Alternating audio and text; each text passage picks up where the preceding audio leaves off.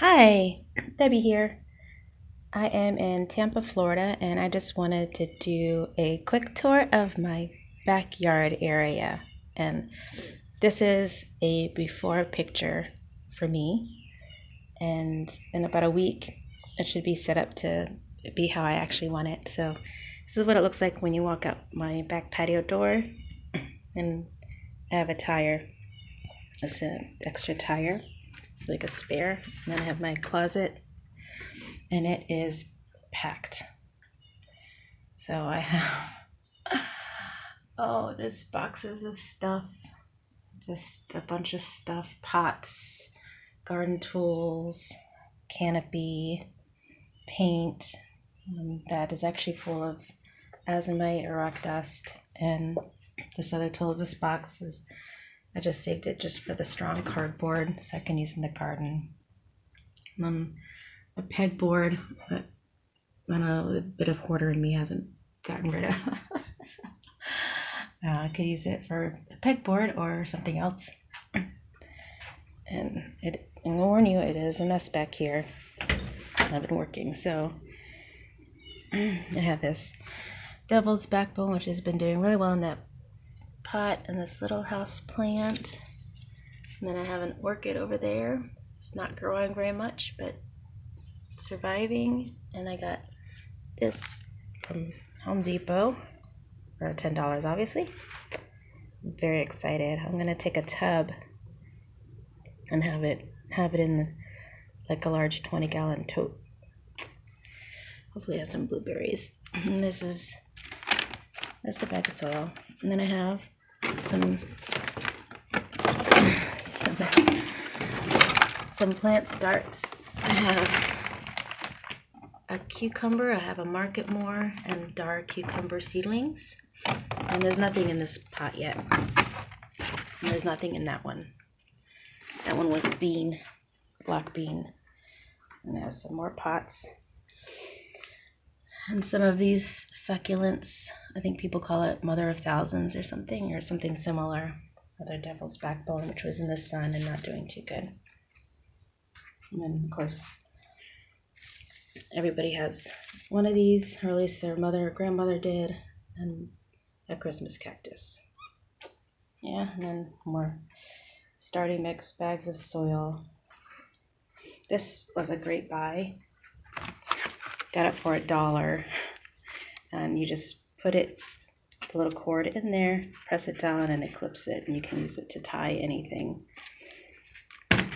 And then I have this little thing, which isn't being used to its potential right now. I had a beautiful orchid for several years, and then I had it in here and I accidentally let it dry out.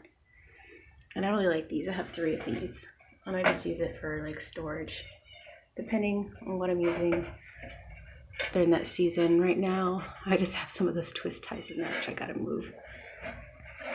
The thermometer, you can see it's about 74. And another orchid pot, another orchid that I accidentally let dry out. So I'll have to get more. This guy, I don't know the name of him. It's some sort of like related to like a spider plant. I don't know if it's related, but it's similar growth to a spider plant. And I found him outside in the back area, in the wooded area, and I guess somebody threw out their house plant. It was really small and not doing well, and so I put it in there, and it's not native, so it shouldn't be out in the wild anyway. On my gardening bucket, I keep pretty much everything in there. There's an extra shovel, some tags, some ties, another one of these, which I like to also keep. And then this jute twine, just the green one, which I like. I use a lot of jute. And then my gloves. Oh yeah, it's a mess. And I have this awesome little table I bought for like $5 or something, and I haven't really cleaned it up. And then here I have a bunch of seed starts. They're not actually started yet. And I have some Jericho lettuce. 3 of those. I have some broccoli. I forget the variety, but it's a more warm weather tolerant variety. And then 3 types of tomatoes. I have the black cherry, the purple bumblebee, and the Napa Chardonnay. And then this one I have some basil, and all these ones without tags. Those 7 are black beans. And then I have a red Reuben variety of basil, which is actually not red, it's purple. I don't know why they call it red. That's a really dark purple. So that's my coffee. And that's what I have in my patio. Total mess. My sister gave me that little sign.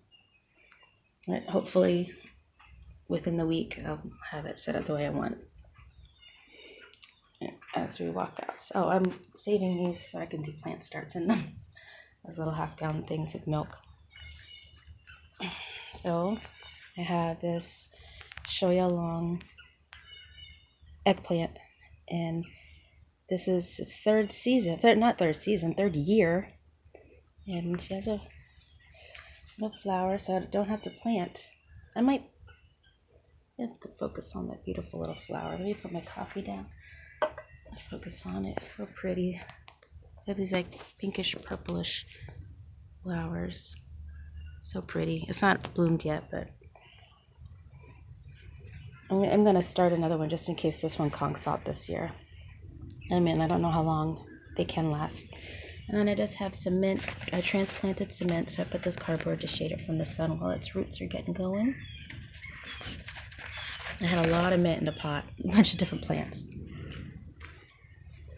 And then here I have, this is actually one lacinato or dino kale. And for whatever reason, it didn't want to grow in one stalk with large leaves. It has 3, 5, at least 6 stalks with little tiny leaves. But it's fine. You can see we've been eating them. And then here I have a bell pepper. It's a red bell pepper. Has little flowers. I don't know if they're gonna set fruit because looks like it wasn't too happy, but it's just starting to get consistently warm. And then these are just green onions. I bought them at the store, you know, the little pack of like 6 of them that you use and you chop up and put in your salads or you stir fry, whatever.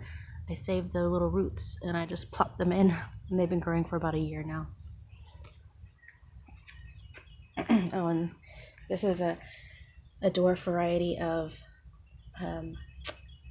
red lettuce. It's the cause variety, kind of like romaine growth variety.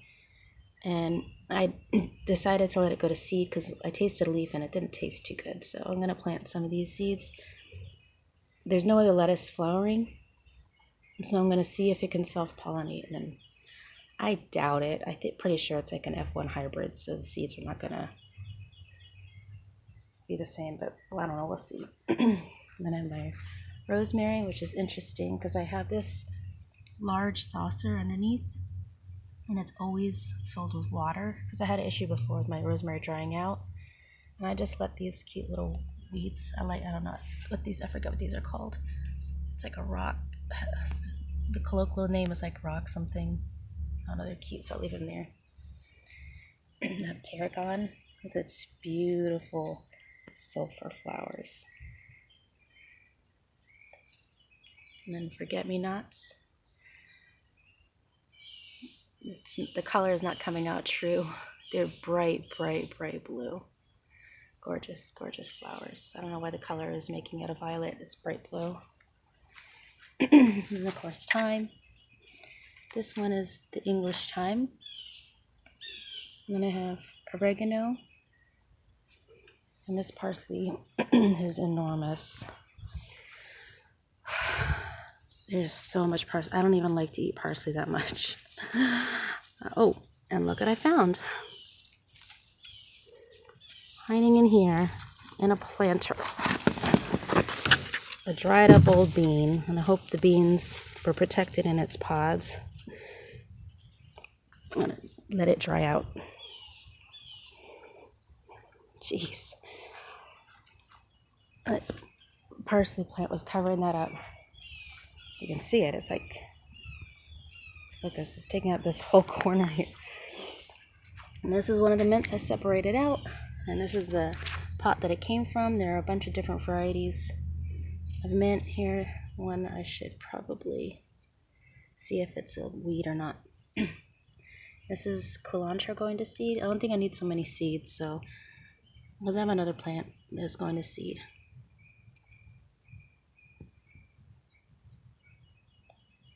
Try to get it into focus.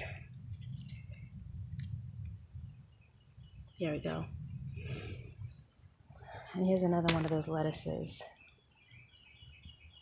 And then that kale. I have collards all over the garden.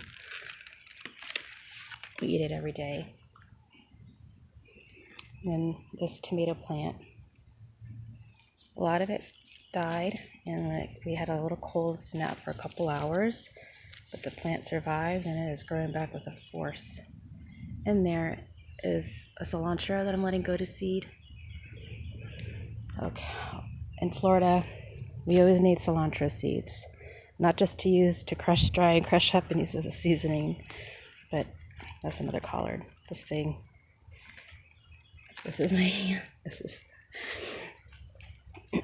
because it gets so hot, the cilantro bolts so quickly, you have to plant it all the time. And I have to try to clean up some of this too and start spraying it stuff. It's doing really well now, but it won't be the tomato. I just put this here yesterday. It's a tower planter, a little cheap one I got from the dollar store.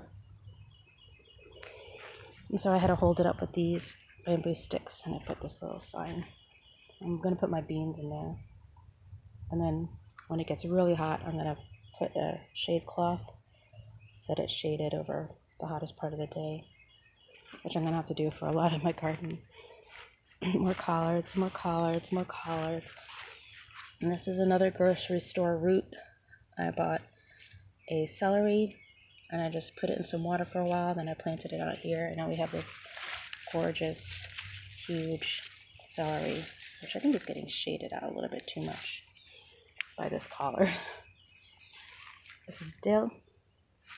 I just moved the pot, and the roots had been growing out the pot, and so he didn't get happy because I guess he was getting a lot of moisture from the ground, and then I ripped up the roots from the ground.